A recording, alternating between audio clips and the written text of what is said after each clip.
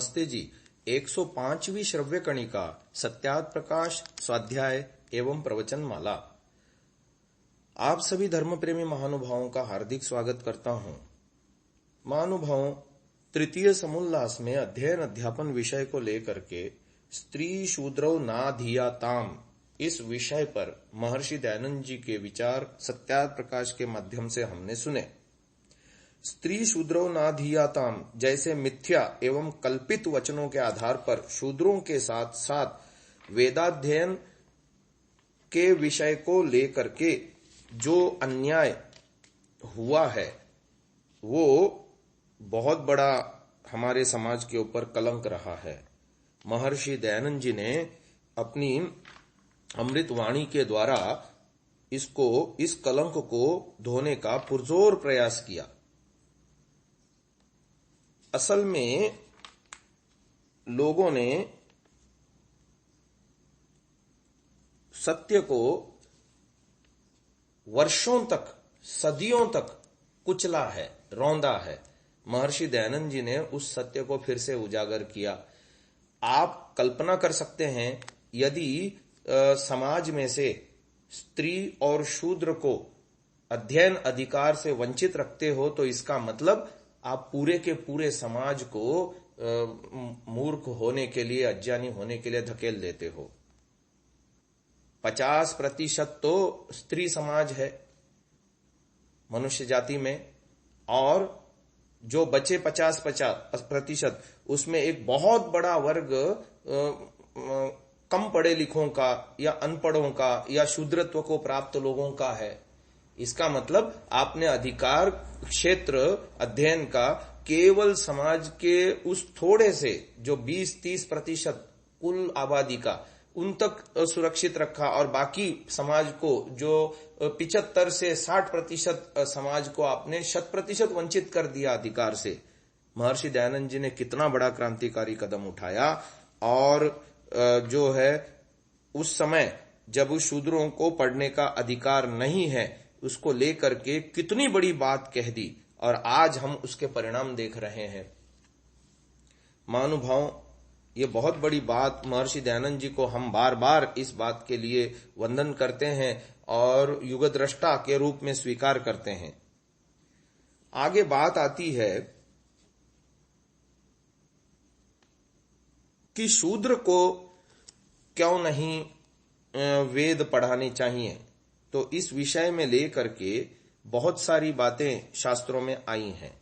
हमने आपको एक दृष्टिकोण ये भी रखा था, थोड़ा सा और उसके विषय में जानने की कोशिश करते हैं।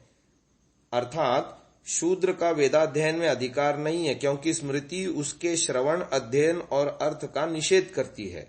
स्मृति में भी शूद्र के लिए वेद के श्रवण, अध्ययन और वेदांत के ज्ञान एवं अनुष्ठान का निषेध है। इसलिए समीप से वेद का श्रवण करने वाले शूद्र के कानों को पिघला करके शीशे और लाख से भर दे।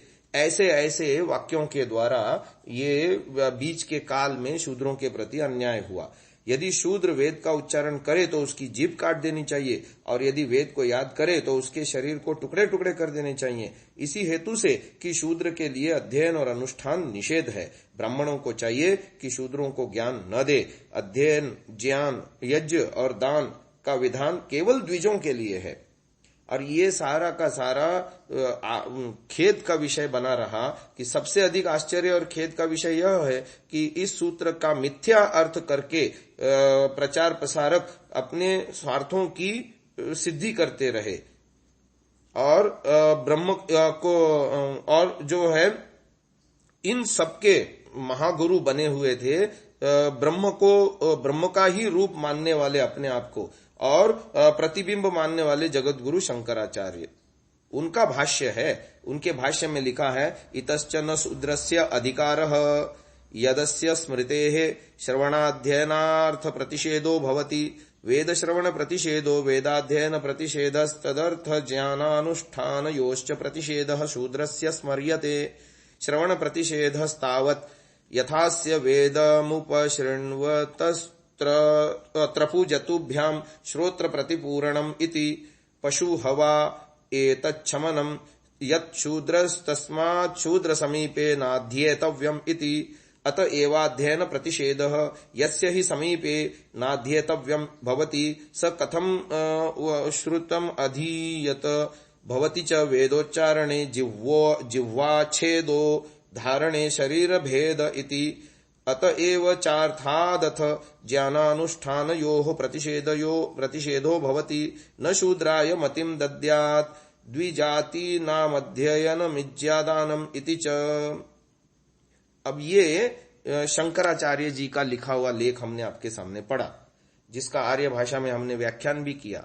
महानुभाव, अथर्ववेद में स्पष्ट आया, जो ऋषि दयानंद ने डिंडिम घोष करके बताया कि स्तुता मया वरदा वेद माता प्रचोदयंताम पावमानी द्विजानाम। इस मंत्र में जो पावमानी द्विजानाम मंत्रांश को लक्ष्य करके कहा जाता है कि वेद माता तो केवल द्विजों के लिए है, यानी ब्राह्मण क्षत्रिय वैश्य के लिए है। इन मूर्खों को ये नहीं पता कि स्त्री को भी वंचित कर देने से अब ब्राह्मण की पत्नी भी वंचित हो जाएगी, वैश्य की पत्नी भी वंचित हो जाएगी, बेटी वंचित हो जाएगी, मां वंचित हो जाएगी वेदाध्ययन से और वेद श्रवण से। और ऐसा कट्टरपंथी ब्राह्मणों ने किया भी है। इतिहास में उदाहरण भी मिलते हैं कि ब्राह्मण लोग गुप्त कमरे में जाकर के वेद पाठ, वेद अध्ययन अपने लड़कों को सिखाते रहे, कन्याओं को और अपनी पत्नी को, अपनी बहन को, अपनी मां को वेद के उच्चारण श्रवण मात्र से भी वंचित रखा, इसी शंकराचार्य के वचन के आधार पर। तो महानुभाव, ये बहुत बड़ी हानि अपने समाज की हुई और वेदों का ह्रास होने से, और ये ब्राह्मणों ने किया, तथाकथित ब्राह्मणों ने किया, जिसके कारण से आज वैदिक विद्या लुप्त सी हो गई आर्यावर्त से, और पूरा विश्व जो है वेद की कल्याणकारिणी बातों से वंचित रह गया। तो इस विषय में यह समझना चाहिए कि वेद माता द्विजों को ही पवित्र करने वाली और उन्हीं के अनेक विध ऐश्वर्य प्रदान करने वाली है, ऐसा नहीं है। शूद्रों के लिए उसका कोई प्रयोजन नहीं है, ऐसा नहीं है। जिसका 2 बार जन्म होता है वही द्विज कहता है, एक बार माता के गर्भ में और तदनंतर गुरुकुल प्रविष्ट कराते समय बालक के माता पिता आचार्य से प्रार्थना करते हैं, आदत्त पितरो गर्भम कुमार पुष्कर सृजम यतेह पुरुषोसत। ये यजुर्वेद के 2 अध्याय का 33वां मंत्र है। इस प्रकार आचार्य बालक को अपने गर्भ में धारण करता है। आचार्य कुल में रहते हुए पूर्ण विद्या प्राप्त कर जब वह स्नातक होता है, तब वह ज्ञान संपन्न होकर के द्विज नामक संज्ञा को प्राप्त होता है, यानी द्विज कहलाता है, जिसका उल्लेख उक्त मंत्र में हुआ है। विद्या प्राप्ति का अवसर पाना प्रत्येक बालक का जन्म सिद्ध मौलिक अधिकार है, किंतु अवसर मिलने पर भी उसमें यदि विद्या का प्रवेश नहीं हो पाया, तब कहीं जाकर के उसको हम शूद्र कह सकते हैं। इस बात को न समझने के कारण और इसका दुरुपयोग होने के कारण शंकराचार्य जी द्वारा समाज के आधे वर्ग को, स्त्रियों को और शूद्रों को, जो है शूद्र कुलोत्पन्नों को विद्या से ही वंचित कर दिया, वेद से ही वंचित कर दिया। महर्षि दयानंद जी ने वो सारे रास्ते खोल दिए। यदि शूद्र से अभिप्राय शूद्र कुलोत्पन्न व्यक्ति से ही हो तो कवश, ऐलुष आदि अनेक मंत्र द्रष्टा ऋषियों के नाम मिलते हैं, जिन्होंने शूद्र कुल में जन्म लेकर ऋषित्व को प्राप्त किया।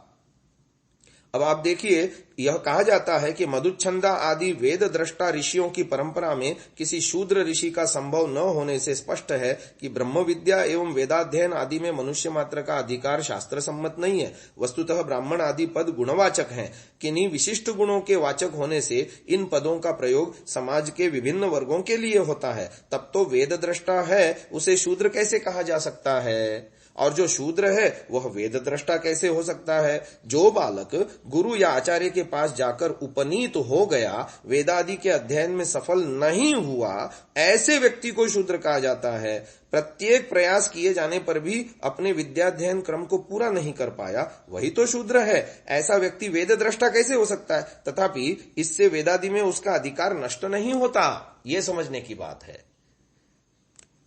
यदि शूद्र से अभिप्राय शूद्र कुलोत्पन्न व्यक्ति से हो तो बहुत सारे शूद्र कुलोत्पन्न ऋषि हुए हैं। वेद पढ़ने का अधिकार प्राप्त न होता तो वेद वे कैसे पढ़ते और बिना पढ़े मंत्रार्थ के दर्शन कैसे करते। ब्राह्मण ग्रंथ वेदों के व्याख्यान ग्रंथ हैं। ऐत्रेय ब्राह्मण का रचयिता महिदास दासी पुत्र था। शूद्र कुलोत्पन्न मतंग आदि अनेक ऋषियों की ब्राह्मण प्रद प्राप्ति ये इतिहास प्रसिद्ध है और वेदाध्ययन के बिना कोई ब्राह्मण कैसे बन सकता। तो महानुभाव, हमने ये बात कपोल कल्पित है, इसको हमने आपको बताने का प्रयास किया। तो अब इसको यहीं विराम देते हैं।